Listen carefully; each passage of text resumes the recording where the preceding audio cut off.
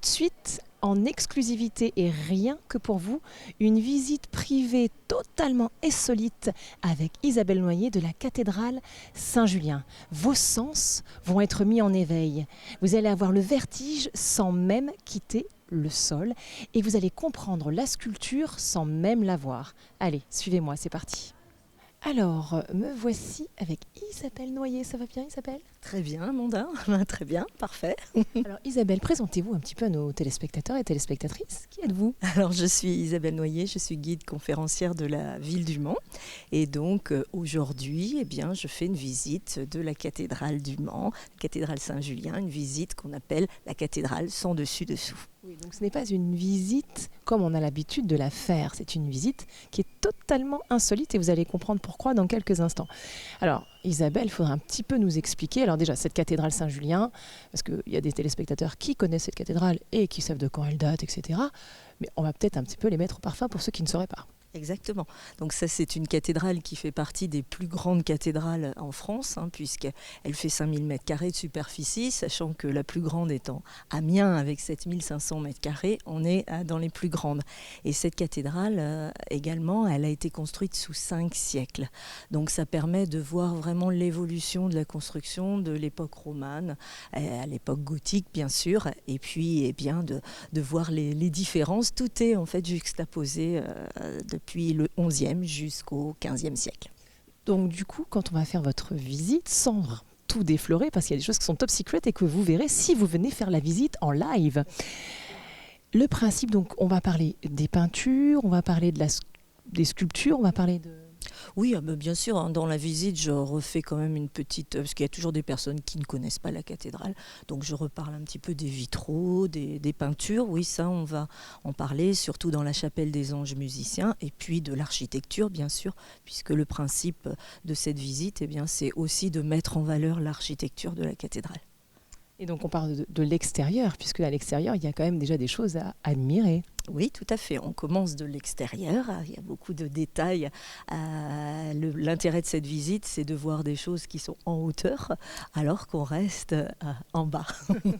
Et qu'on ne perçoit pas nécessairement à l'œil nu, si j'ai bien compris. Exactement, tout à fait. Des choses qu'on ne perçoit pas et que, c'est l'utilisation de ces miroirs qui vont permettre de nous révéler des choses. Voilà, donc vous l'aurez compris, le côté magique et insolite de cette visite, c'est que, comme vous pouvez le constater, Isabelle a un petit miroir entre ses mains.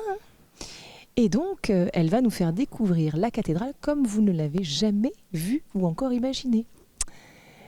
Alors, par exemple, Isabelle, que pourrions-nous découvrir aujourd'hui ?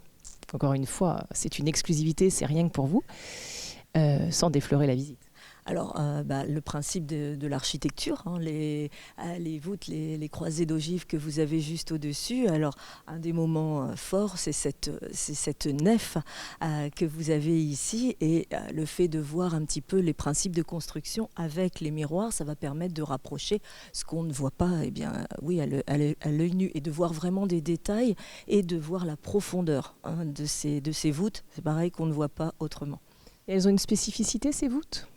Le principe, c'est que ce qu'on ne voit pas à l'œil nu, c'est que comme la cathédrale a été bâtie en haut d'une colline, le sol n'étant pas plat, il a fallu jouer sur le dénivelé. Et quand nous, on marche, on est au même niveau, on ne s'en rend pas compte. Mais là, avec les miroirs, on se rend compte que c'est de plus en plus creux.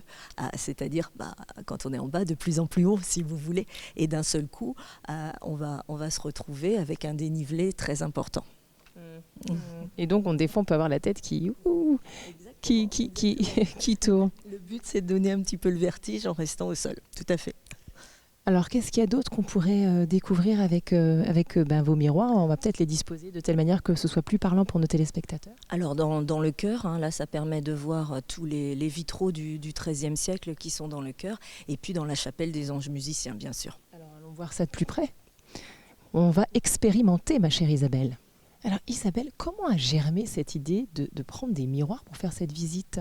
Alors ça existait déjà, alors c'est le service donc, du patrimoine, on va dire depuis que la ville a été classée ville d'art et d'histoire depuis 2002, eh bien c'est une récompense par rapport à la qualité de la mise en valeur de son patrimoine. Il fallait trouver des visites avec un petit peu d'originalité. Alors ça existait déjà, ce genre de visite se faisait déjà et du coup eh bien, ça a été mis au point, alors vraiment développé je dirais depuis 2015, à peu près 2014-2015. Alors, où nous trouvons-nous là, Isabelle? Alors on est dans le chœur, donc là c'est un moment fort de la visite parce que ça permet de voir véritablement eh bien, tout le chœur pardon, avec c'est à peu près plus d'une centaine de vitraux qui sont dans ce chœur et de les voir eh bien, par l'intermédiaire des miroirs. Ce qui donne une perspective qui est assez vertigineuse, c'est le cas de le dire. Exactement, quand je vous disais qu'en fait on a le vertige en restant au sol, c'est tout à fait cette impression que ça doit donner ce genre de visite. Et ça donne envie de presque de plonger ou de mettre sa main pour toucher. On a l'impression à la fois que c'est très très loin et en même temps que c'est très très proche. On voit vraiment les petits détails. Exactement, on a l'impression que oui, on va toucher les vitraux, les voûtes, les colonnes avec les chapiteaux. On voit vraiment tout de très très près. Oui, on peut percevoir aussi les nuances dans les couleurs, les tout petits détails en fait dans les dessins. Exactement, donc vous voyez là par exemple dans les feuillages sur les chapiteaux, ça permet vraiment de les voir très bien, de voir des petits détails, on aperçoit des petits animaux qu'on ne voit pas souvent à l'œil nu dans les chapiteaux, donc ça on les fait remarquer, c'est vraiment un moyen, une autre façon de voir la cathédrale, même si on la connaît, eh bien c'est une autre façon de la voir, c'est pas la même visite. De se la réapproprier d'une certaine manière. Tout à fait, d'une autre façon. Avec originalité en plus. Et alors ce chœur, puisque vous expliquez qu'il y a eu plusieurs époques évidemment de construction dans cette cathédrale, le chœur date de quand? Alors le chœur, toute cette partie du chevet date du XIIIe siècle. Donc là, tous les vitraux sont du XIIIe siècle. Avec principalement des métiers. Alors bon, avec les miroirs, on a quand même du mal un petit peu à voir tous ces détails, mais on en voit un petit peu plus qu'à l'œil nu. On voit la représentation des différentes corporations qui existaient à l'époque. C'est magnifique, c'est vraiment c'est magique, c'est le cas de le dire. Exactement. Cette cathédrale elle était considérée comme la cathédrale de la lumière au Moyen-Âge. Alors quand on a le soleil là ici et qu'on est vraiment dans ce chœur, c'est le cas, hein, on a la lumière et on voit des couleurs différentes rien qu'à travers les vitraux qui se reflètent aussi dans les miroirs. Alors bien évidemment, nous, pour nos téléspectateurs, c'est une exclusivité, c'est rien que pour vous, Isabelle, c'est rendu disponible, mais c'est une visite qui est beaucoup, beaucoup plus longue, bien entendu. Ah oui, tout à fait, c'est une visite qui dure à peu près 1h30 environ, on va dire, à 1h30, 1h45, ça dépend aussi du nombre de personnes, et oui, on rentre un peu plus dans les détails.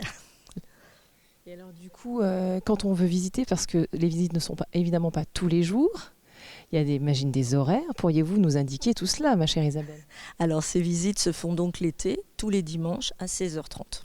Voilà. C'est vrai que c'est une visite, on fait ça l'été justement pour la luminosité, pour avoir le soleil et le plus de réverbération dans les miroirs, bien entendu. Malin. Bon. Et est-ce que vous nous feriez découvrir encore une petite partie avec les miroirs juste Alors, pour on nous va aller voir la chapelle des anges musiciens, bien sûr. Allez. Allons voir la chapelle des anges musiciens. Alors Isabelle, où nous trouvons-nous à présent? Alors forcément, si on est dans la cathédrale Saint-Julien, eh bien, on ne peut pas s'abstenir de venir dans la chapelle des anges musiciens. Cette chapelle avec ses magnifiques peintures qui représentent 47 anges, alors qui jouent principalement de la musique, hein, ou qui ont d'autres occupations, mais principalement de la musique. Et cette peinture, eh bien, elle est magnifique. C'est une représentation des instruments de musique du XIVe siècle, puisque c'est une peinture qui a été exécutée en 1377. Ah, c'est fantastique. Et alors, ce qui est assez merveilleux, c'est que dans les miroirs, on a l'impression presque de voir un drapé de rideaux. Oui, tout à fait. Avec les couleurs, on a vraiment l'impression, pas du tout que c'est de la peinture, mais exactement comme si on avait mis des rideaux, un drapé, comme vous dites, tout à fait. On dirait presque, je sais pas, du velours. C'est étonnant. Oui, et à certains endroits, comme de la petite dentelle tout autour avec les petites frises que vous avez. Eh bien, ça fait, quand ça se réverbère dans les miroirs, ça fait comme des petites dentelles. C'est très très fin et il y a même le côté un petit peu passé comme ça des couleurs. Ça donne, on dirait presque une tapisserie du Moyen-Âge.